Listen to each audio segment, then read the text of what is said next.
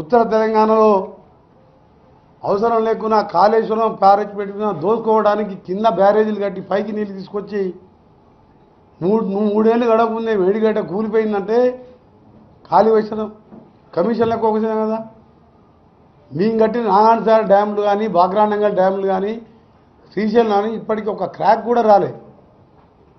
మొత్తం కమిషన్ల కోసం దోసుకొని ఒక్క కొత్త ఎకరానికి కూడా కాళేశ్వరం సాగునీరు చేయలే.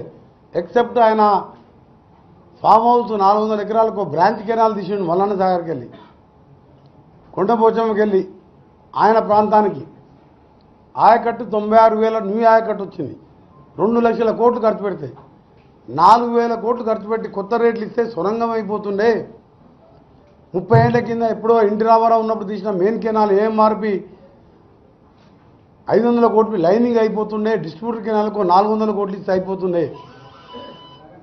సొరంగం పూర్తి అయితే ఇవాళ మాకు కర్మ ఉండదు. మాకు ఇవాళ సాగర్ ఏఎంఆర్పి మోటార్లు పెట్టుకోక ఇప్పుడు బయట రైతులు 1000 మంది ఉన్నారు. ఊళ్ళకి వెళ్ళి మంచినీళ్ళు లేవు. దానికి కారకుడు వీడే కేసీఆర్.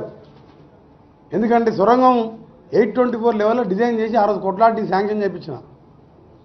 ఒక 2000 రోడ్డు కొత్త రేట్ ఇస్తే ఎవరైనా పూర్తి చేస్తున్నాయి. ఇవన్నీ చేయకపోతే ఇవన్నీ చేయలేదు. నల్గొండ జిల్లాను పక్కన పెట్టిండు.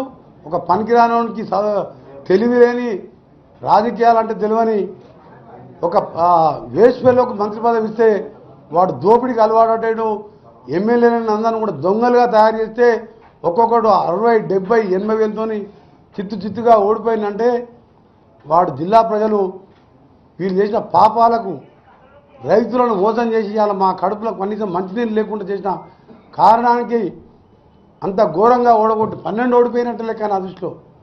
ఒక్కరోజు నీ సూర్యాపేట పోతే అక్కడ కూడా 60, 70 వేలతో ఓడిపోయేవాడు. మాకు సమయం సరిపోలకు పోలే. ఈరోజు మాట్లాడుతున్నాడు